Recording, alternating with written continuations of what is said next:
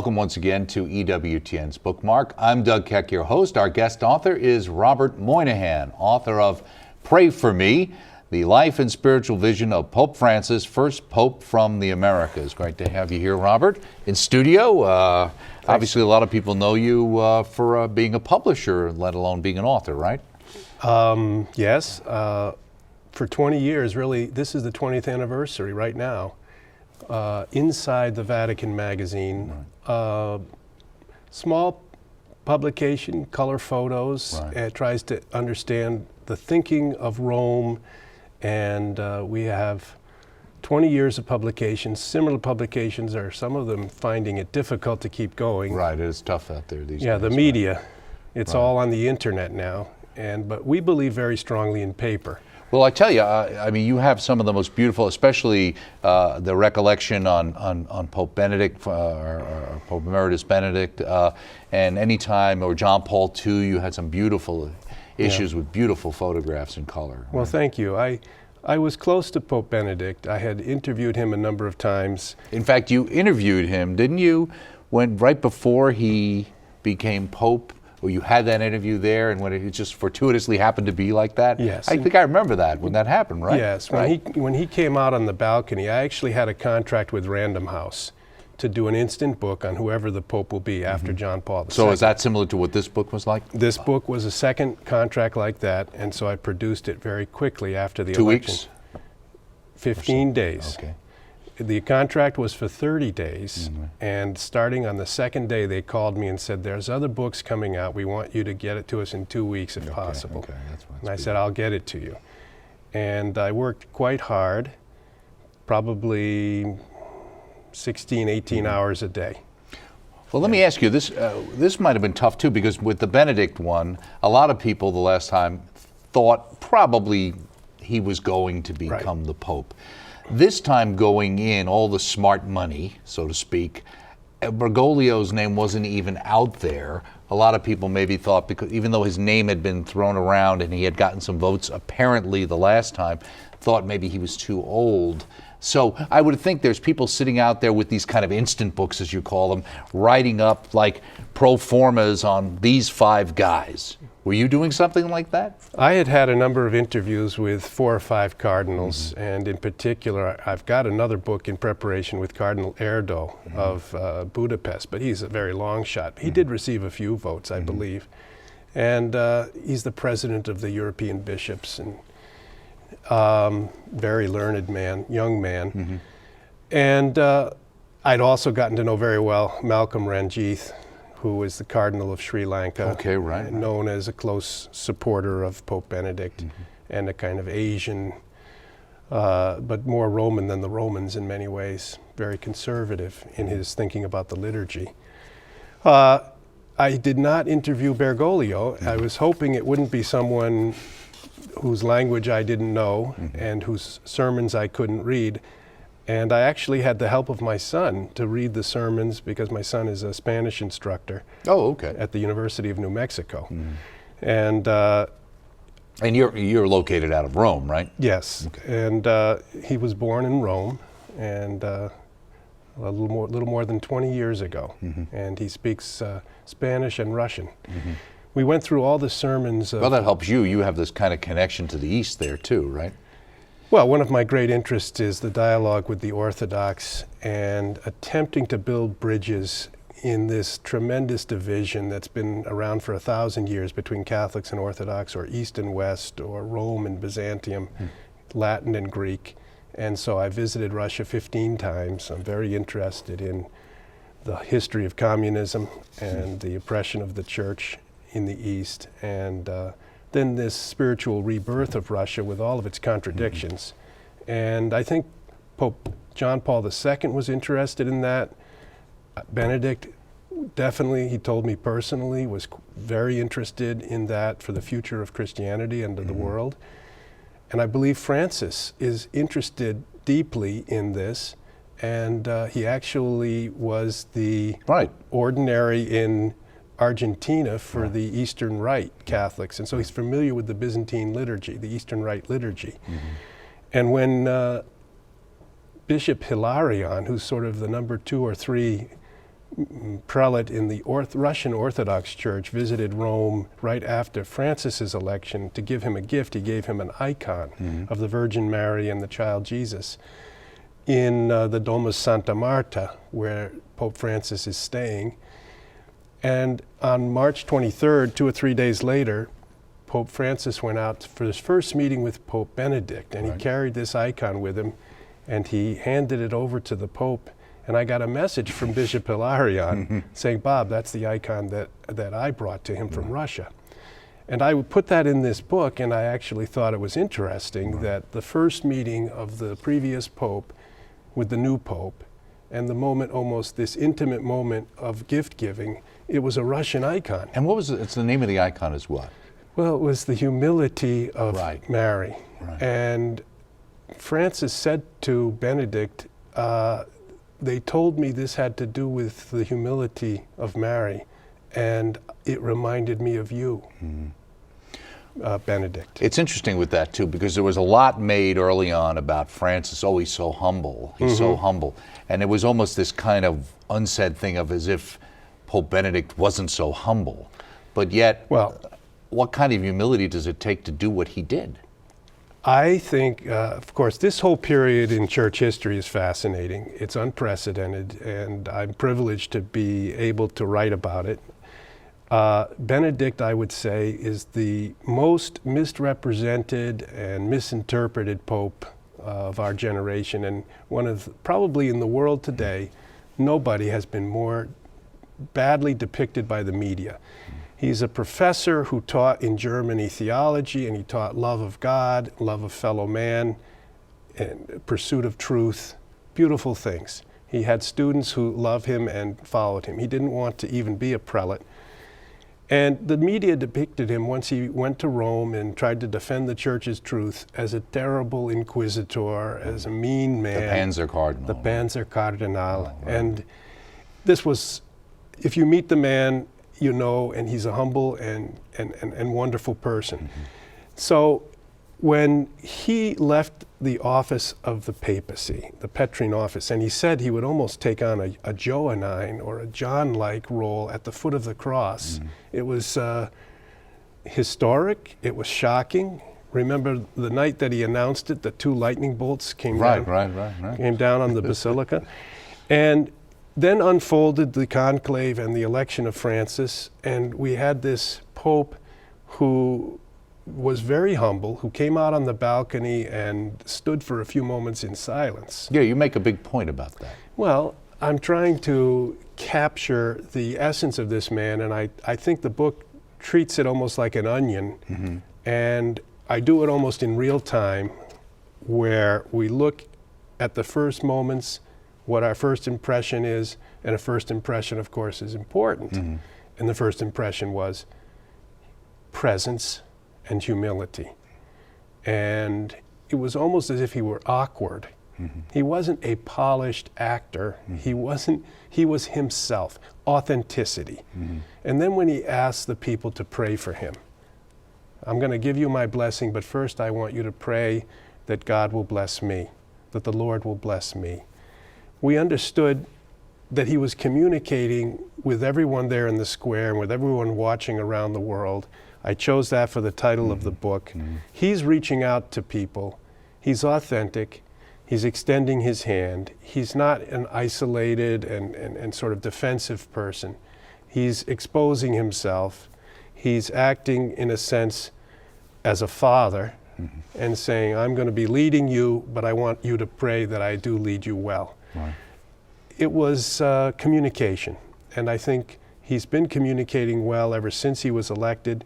I wanted to convey that, and so I followed the first days step by step. Yeah, you kind of say the first part of this book is a collection of dispatches from the front, so to speak. Yeah. So you kind of go through the process. Yeah, I mean, the days in Rome, if we can remember them, were tense.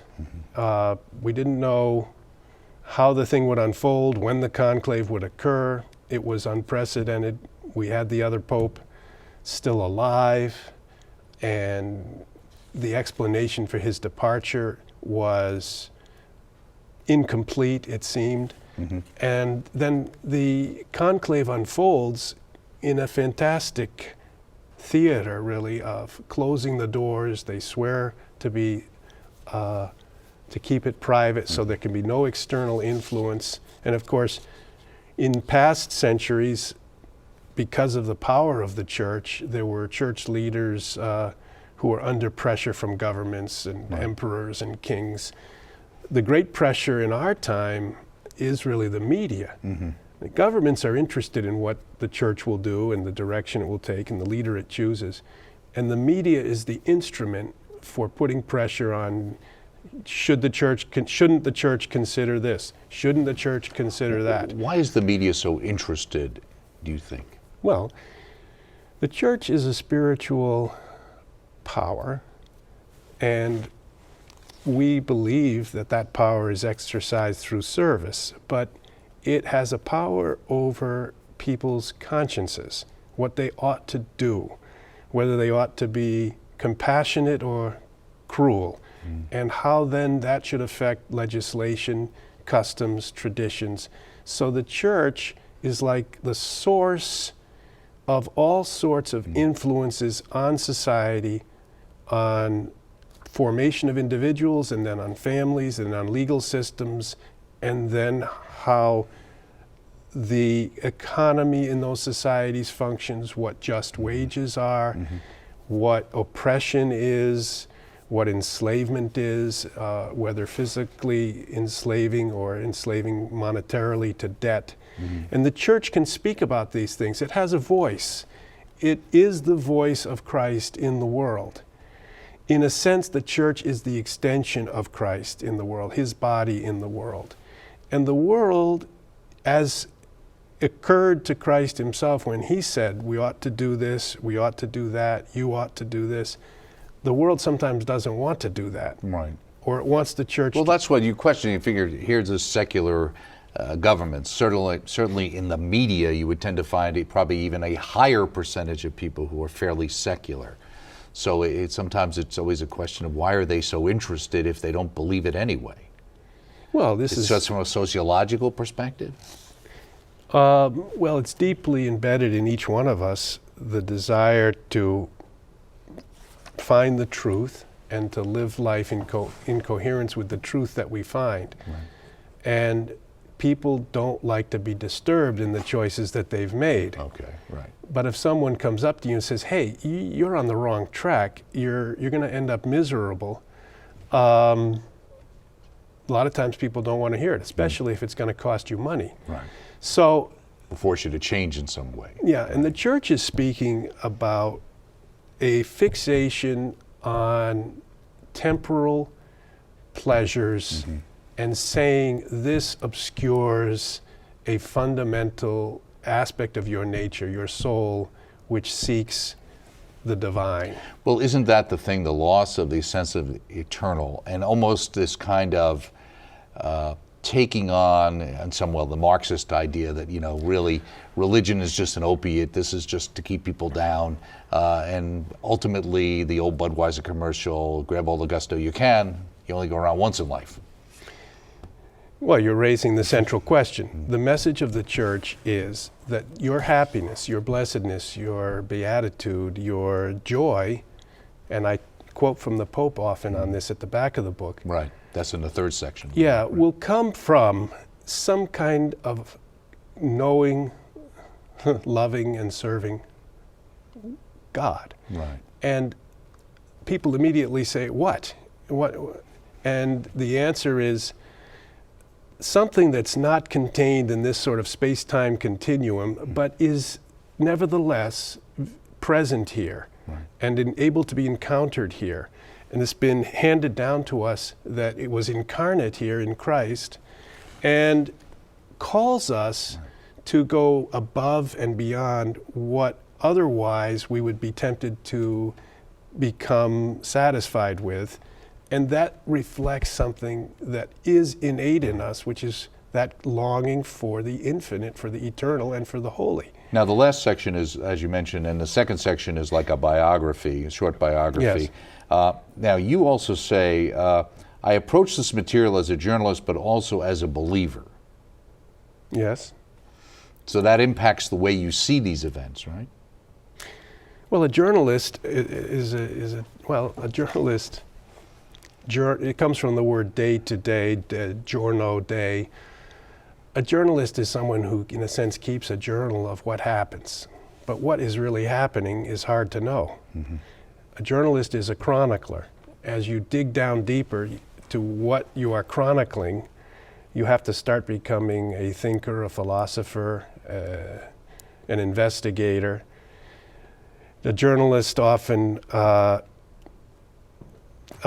chooses among many different things that are happening to focus on one or two. These are the important things that happen today. That's why I'm writing about them. Right. And I make that decision all the time. And you at EWTN choose what's important to cover. And as you make those choices about what's important, what strikes you, your formation and your faith and your prayer to see things clearly influences you. Mm-hmm.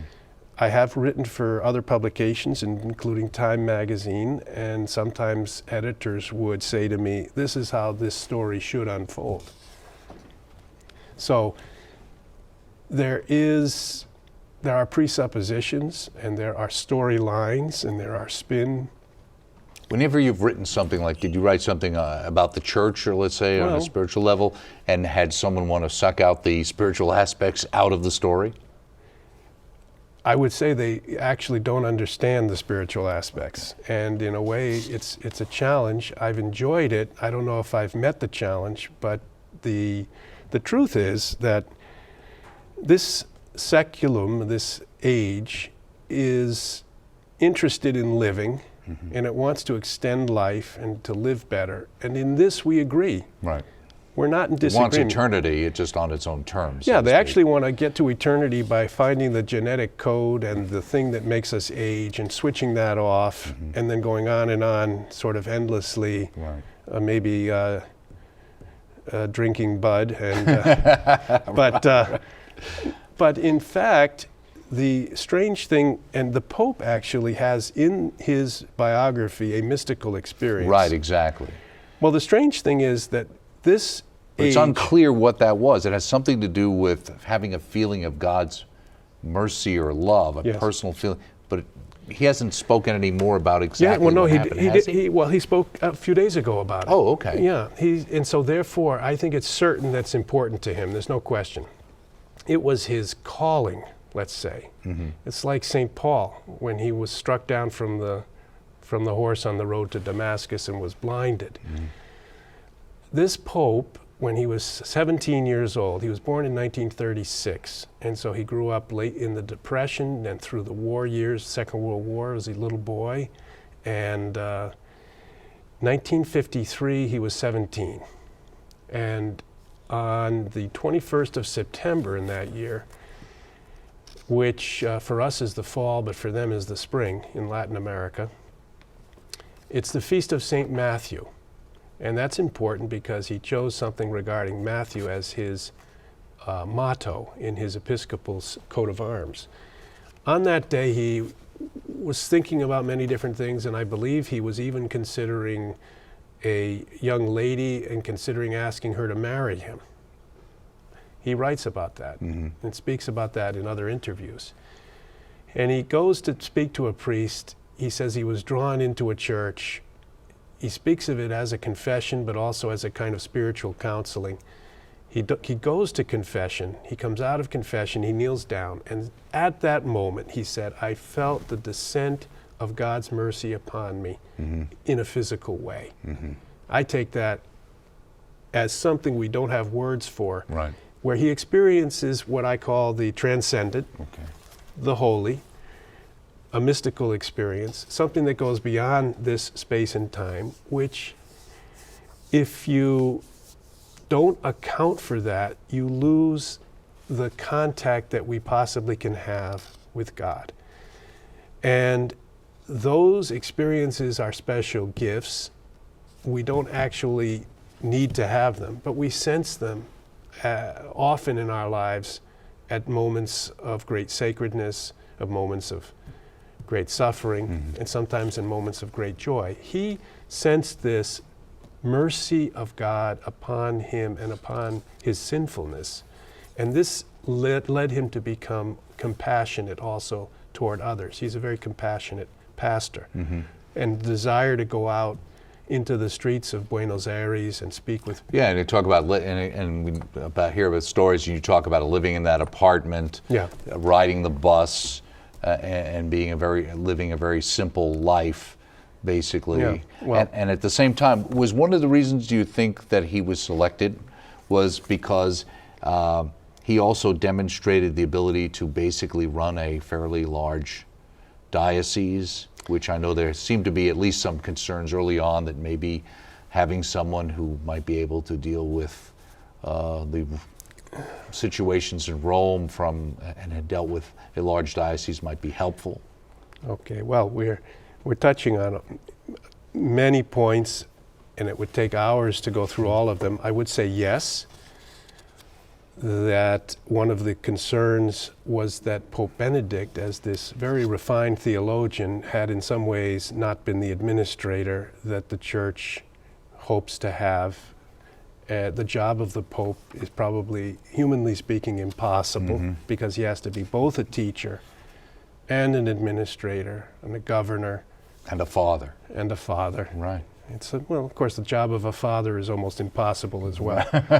As is a mother, too. As is a mother, yeah. But this man, growing up in Argentina, struggling to come to his decision in life, on that day when he was 17, decided to commit himself to God and to become a priest, enter seminary. And after a short time, decided to become a Jesuit. And so he went for years during his 20s and studied as Jesuits do. And he grew up in the environment of Argentina, where a couple of times they've had terrific economic crises there. And a lot of political turmoil. They've had revolutionary elements, which then prompted responses by their governments that were military regimes that were very harsh, and thousands of people disappeared. And so he grew up with these experiences and committed himself to the Church and was off, in a sense, in the Jesuit order as provincial of the Jesuit province when the Cardinal Archbishop of Buenos Aires, in a sense, selected him as a man to bring in as his replacement. And John Paul II agreed and made Bergoglio the Archbishop of Buenos Aires almost unexpectedly in the early 1990s. It was around the same time that he encountered the writings of Don Luigi Giussani. And he is close to the thought of Giussani, which, if I may explain, Giussani was an Italian priest who grew up in the Milan area and founded the Communion and Liberation movement. Right, okay. And in this phase, in the post-Second Vatican Council, where the religious orders have been trying to rediscover their identity, the Church has also nourished and supported these new movements. And one of them was Communion and Liberation. And one aspect of their charism is this emphasis on the encounter. And I know a little bit about it because I was the editor of the English edition of a magazine that was close to Communion and Liberation called 30 Days. Oh, right, sure. Trenta Giorni. And some people in the Vatican liked it, some people didn't like it so much. And so I've been aware of these tensions and currents in the Church, which I think also affect EWTN, for 25 years now. Right. And my goal is always to try to reconcile and to understand and then to explain Church teaching. But Giussani had an influence in his emphasis that there needed to be an authentic religious experience, that responded to an authentic, innate need in human beings, that this was a way to respond to the challenge of secularism, to the challenge of the Church seeing being a little bit like it was a museum piece from the past, make it more alive to young people today. And Giussani reached out particularly to Italian young people, but his movement has some followers in many places, and they had some in Buenos Aires. Right.